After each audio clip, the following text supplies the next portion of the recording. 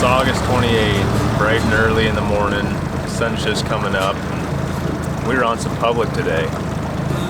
Yesterday we took the day off and went and checked one of Shea's cameras that he put out on that fence gap. Man, there's some really good bucks on there for public.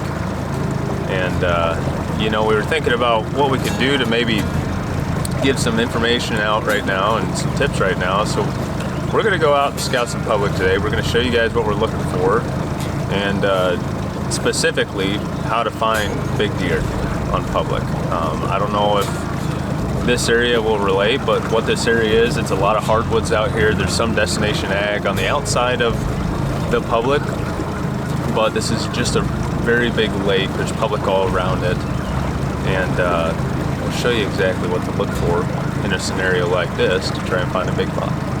So, I don't know. What do you think, Shea? I'm ready, man. Pumped. We'll find a couple Iowa booners today. We'll see. Vine scrapes. Throwing some vine scrapes out. Man, there's fish jumping everywhere.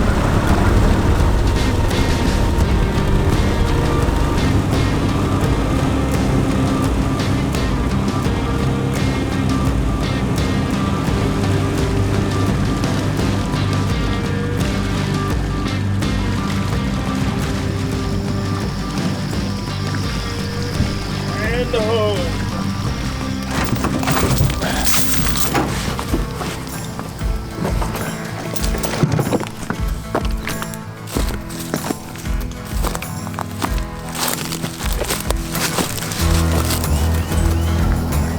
See that deer?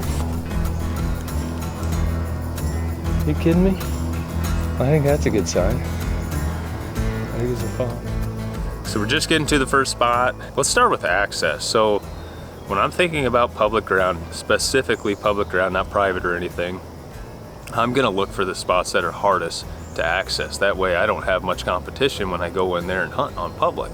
Today we're using a boat. This is boat in access darn near around this entire lake. There are a few walk-in spots, but all of my good spots per se are these hard to get places. But it's essentially just a long skinny neck of woods that goes all the way back in this cul-de-sac, so to say. You guys can probably see there's a house right behind me. As we're walking up here, there's literally deer and a whole flock of turkeys in this person's yard as we walked up. So these deer are trying to find the most secluded, unpressured spots to bed.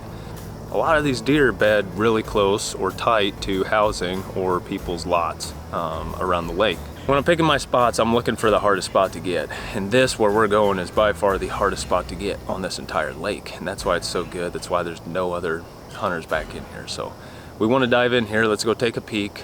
I'm gonna pass it over to Shea. We're out here just putting cameras up for Shea right now, trying to find a buck.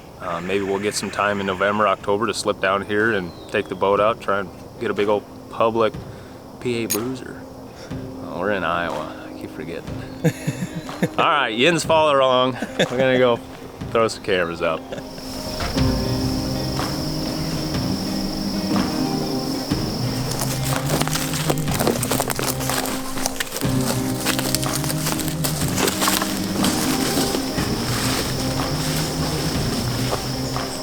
We were walking around a little bit after we kind of said we were going to do some scouting in here, and now we're looking around and we didn't really need to go that far. So we have like some really big trails coming right off this edge that we wanted to get up on, honestly. But we have trails running right down off this other edge here, running right down in here. And we have like an old like gas line or gas road, I'd say, that's grown in, but the deer are using it. And all three of these trails are funneling right to here. So as of right now, this is going to be the spot that we're thinking, but we're going to look around and see if there'd be a better spot to hang a vine scrape, or if we should do it right in the central area. But we have about 5 trails coming together right off the bedding ridge that we wanted to get up on, and coming right down this old trail, this gas line.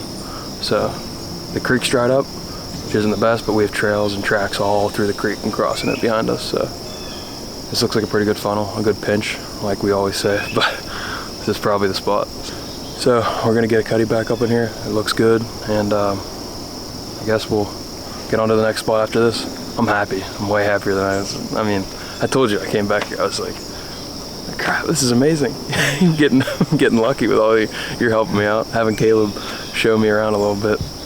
getting me pretty fired up. So this is the spot. We're gonna camera up and we'll get rolling.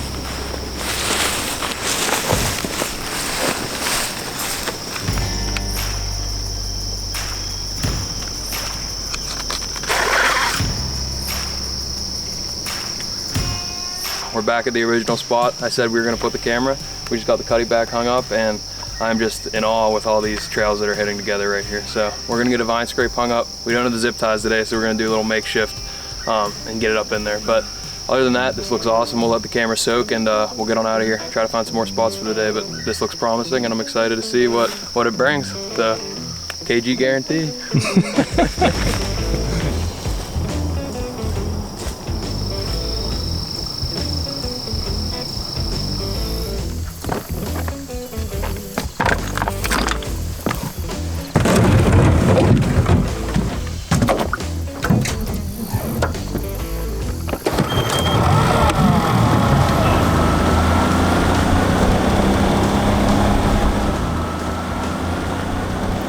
Wrapped up that first spot, getting into the second spot. But one thing that I like to do as I go from farm to farm, even this time of year, putting cameras out and whatnot, if I see any deer, I like thinking about why those deer are there right now. So when we first popped up there, we obviously saw that doe and fawn. They were right in that person's backyard, and that just helped us show that, you know, we're on the right path of thinking that these deer feel very safe in these people's backyards. It's where these deer essentially have their sanctuaries, where they're bedding. That's one thing that we've kind of pinpointed so far. It's one thing we developed through scouting today. And then another thing that was pretty cool that we saw, you know, there's trails everywhere in there, but a lot of these trails were leading up towards fence gaps. And that spot that Shea put the camera out earlier, where he's got that drop tie, that split G2 buck, old Hines, that's another similar piece where it's a long sliver of public that goes all the way back next to a bunch of private and whatnot. And we're going all the way as close as we can get to this private. We're looking for fence gaps, we're looking for trail crossings where trails come together, and that's where we're gonna get the best photos, best sign, best intel, since we don't have foot on the ground right now. So we gonna hang another one? Yeah, let's do it. All right, let's go find it. Maybe. Here's an old scrape, an old bed, new bed. Scrape, bed, another one up here. Yeah, right here. They're everywhere.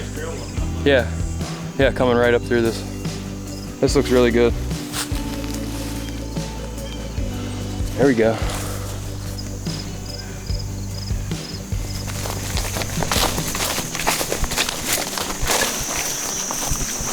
Cool little birch patch. Yeah.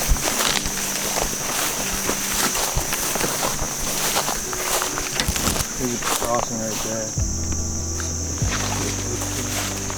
So we just got fully back in here, and the first thing we're noticing right off rip is that this is superior bedding. This is the bedding compared to the last spot. This is where the bedding is. So we walked a little further back in here, and there's a little birch tree thicket. It gets pretty tight down in there, and the bedding just continues. So this is kind of the edge of it. This is where it starts, and this is where we're gonna get the camera hung up. We have like 5 different trails crossing down in here, some really big, just worked old rubs, big trails, just everything that leads that this is where the camera's gonna go. And we're kind of debating on if we should hang the vine scrape right now, because we really can't find the perfect tree. So the goal is that we'll put it on some of these trails where they're crossing, get the initial intel, and then come back in a few weeks and get a tree stand hung up with the vine scrape. So we're gonna get this camera hung up on these trails and just let it do the work and tell us what's in here. So I'm pretty pumped. I mean, every spot we find, it's like there's deer sign everywhere. So this definitely isn't Pennsylvania, I could say that. I'm pumped. Let's get the camera up. Good.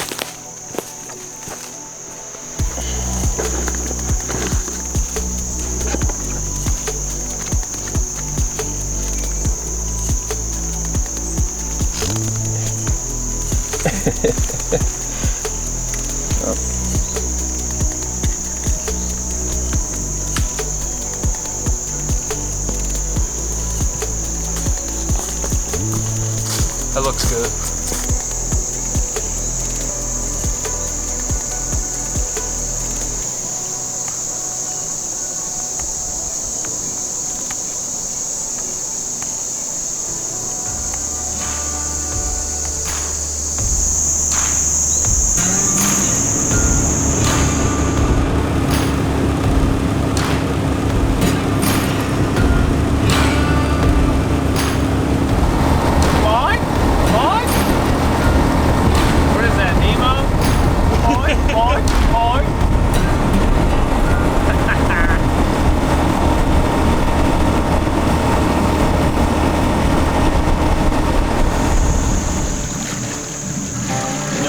today, there's really three things that I'm always looking for when I'm on public. And number one is hard to find places that the average guy is not going to want to walk a mile, 2, 3, 4 miles sometimes even in on public. And you know, today we kind of utilize the boat. All the stuff that we're hunting is boat access only. So there's no walk-in access. You can't drive, park somewhere and walk in unless you have private permission. And I think that's a big reason as to why we're finding really good public locations so far this summer. But you know, the second thing that we're looking for is making sure that since we have the water here, water's not a major factor right now on this property, but water and food are my next two things that I'm going to look for. Is there destination food somewhere close by? And for the Midwest, I'm thinking corn, soybeans, maybe alfalfa is good too.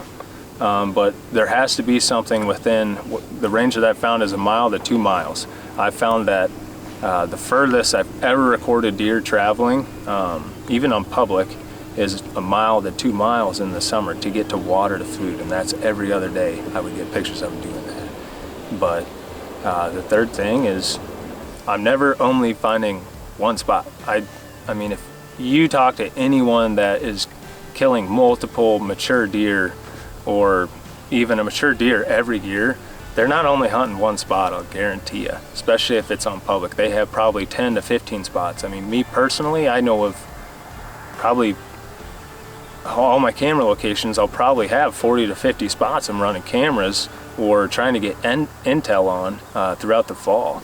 And that just increases the odds of finding that good mature buck, a buck that's huntable, a buck that is daylighting in the area or living in that area close by, and you'll have more success doing that. So I hope Shea and I helped you out, and maybe you guys learned a couple of things from our mistakes today, but we didn't have any mistakes today, did we? No, we didn't. Didn't mess up any vine scrapes? No, it was a great day. Yeah. A lot done.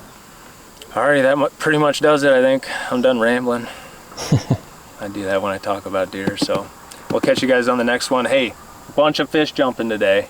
I'm about to teach old PA boy over here how to catch a channel cat. We're gonna go trolling for channel cats, so that's hopefully gonna be the next vlog, so we'll catch you guys on the next one.